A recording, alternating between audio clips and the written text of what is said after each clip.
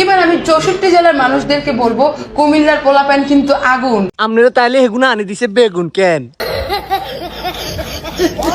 So যদি কখনো কুমিল্লার পোলাপান অপশনে পাও জাস্ট ক্যাচ ইট। জাস্ট ক্যাচ করি হেতিরে ধরিয়ে লেবে, এটাই বিষয়টা একটু ব্যাখ্যা করবে।